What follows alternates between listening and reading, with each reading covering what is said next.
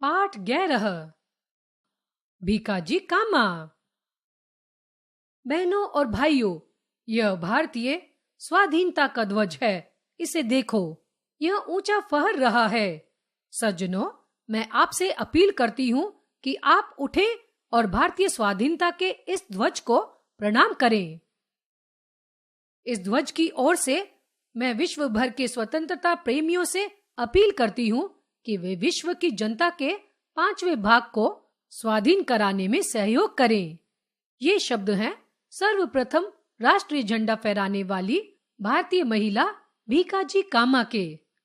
उन्होंने 18 अगस्त 1907 ईस्वी को जर्मनी में अंतर्राष्ट्रीय सोशलिस्ट कांग्रेस के अधिवेशन में यह भाषण दिया था। भारत का यह प्रथम राष्ट्र ध्वज उन्होंने स्वयं तैयार किया था। उस समय भारतीय स्वाधीनता संघर्ष न केवल देश के अंदर चल रहा था, बल्कि विदेशों में भी वहां की जनता का समर्थन प्राप्त करने के लिए अनेक भारतीय अथक प्रयास कर रहे थे। इस कार्य में महिलाओं का योगदान भी अत्यंत सराहनीय था।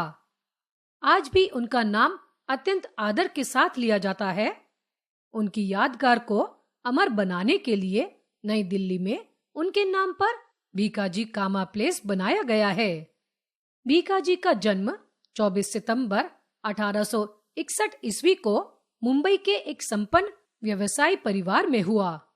उनके पिता का नाम सोराबजी फ्रांसी पटेल और मां का नाम जयजीबाई था। उन्होंने अपनी प्राथमिक एवं माध्यमिक स्तर की शिक्षा अलेक्जेंड्रा गर्ल्स एजुकेशन इंस्टीट्यूशन से प्राप्त की। वे एक ऐसे प्रगतिशील परिवार और सामाजिक परिवेश में पली बढ़ी जहां स्त्री शिक्षा और राष्ट्र की स्वाधीनता के प्रति सम्मान का भाव था। भीकाजी का विवाह 3 अगस्त 1985 ईस्वी को रुस्तम जी कामा के साथ हुआ। वे बैरिस्टर थे और धनी मानी परिवारों में उनकी गिनती थी। गृहस्थ जीवन की सारी सुख सुविधाएं होते हुए भी भीकाजी कामा का मन घर गृहस्थी में न लगा। 1885 में ही भारतीय राष्ट्रीय कांग्रेस का जो अधिवेशन मुंबई में हुआ था, उसमें भीकाजी कामा ने बढ़ चढ़कर भाग लिया। इस तरह वे भारतीय स्वतंत्रता संग्राम से सक्रिय रूप से जुड़ गई। 1896 ईस्वी में जब मुंबई में महामारी फैली, भीकाजी घर की सारी सुख सुविधाएं छोड़कर प्लेग के शिकार गरीब लोगों की सेवा में जुट गई।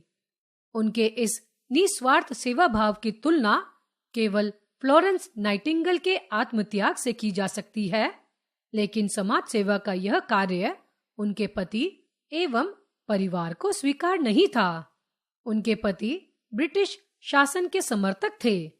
इस वैचारिक मतभेद का प्रभाव उनके पारिवारिक जीवन पर भी पड़ा। अंततः 1901 ईस्वी में पति पत्नी एक दूसरे से अलग हो गए। 1902 ईस्वी में भीकाजी कामा गंभीर रूप से बीमार पड़ गईं। वे अपने इलाज के लिए लंदन पहुंची। वहीं वे दादाभाई नौरोजी और श्यामजी कृष्ण वर्मा के संपर्क में आईं। वे श्री वर्मा द्वारा स्थापित इंडियन होम रूल सोसाइटी की प्रवक्ता बन गईं। श्री वर्मा आजादी के लिए सशस्त्र क्रांति की तैयारी में जुटे थे। भीकाजी कामा भी उनके इस प्रयास में जी जान से जुट गईं। उन्होंने खिलौनों के पार्सल में पिस्तौलें छिपाकर भारतीय क्रांतिकारियों को भेजी। इंग्लैंड से भीकाजी ने फ्रांस, जर्मनी, अमेरिका, स्विट्जरलैंड आदि देशों की यात्राएं की और इन देशों के नेताओं से भेंट की। उन्होंने यूरोपीय देशों में भारत की स्वाधीनता की मांग को लेकर इंग्लैंड के खिलाफ जनमत तैयार करने की महत्वपूर्ण भूमिका निभाई। उनके क्रांतिकारी भाषणों से नाराज होकर ब्रिटिश सरकार ने उन पर और दूसरे क्रांतिकारियों पर अंकुश कड़ा कर दिया।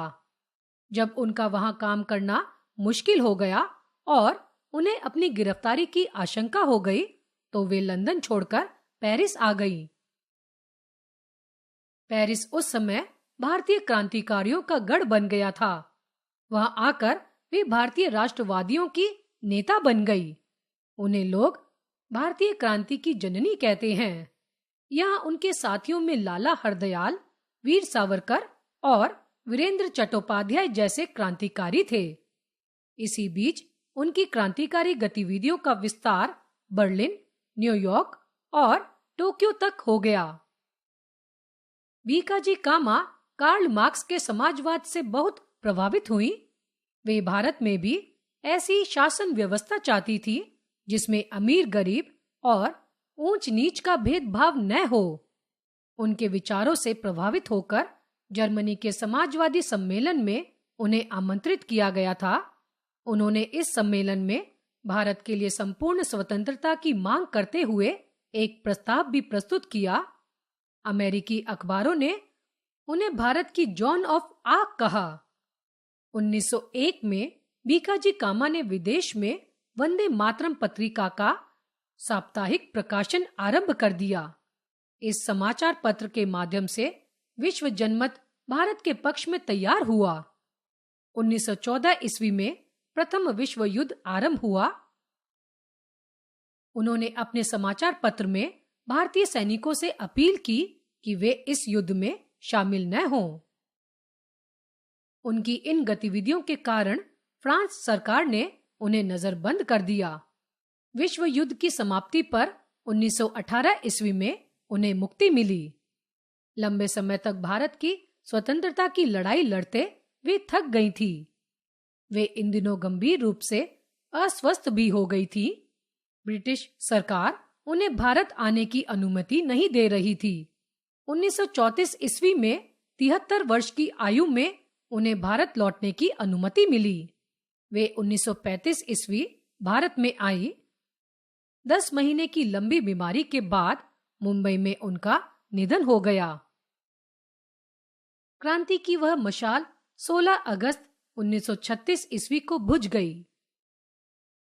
अपनी अद्भुत संगठन शक्ति के बल पर ब्रिटिश सरकार की नींव हिला देने वाली क्रांतिकारी वीरांगना चिर निद्रा में सो गई, किंतु उनके देश प्रेम, त्याग और बलिदान की अमर गाथा हमारे लिए सदा प्रेरणा की स्रोत बनी रहेगी। पेरिस में भी उनका एक स्मारक है जिस पर लिखा है, जुल्मों का सामना करना ईश्वर की आज्ञा पालन करने के बराबर है। पढ़े और समझे। ध्वज, झंडा, प्रयास, कोशिश, अस्वस्थ, बीमार, स्वाधीनता, स्वतंत्रता, विश्व, संसार, स्मारक,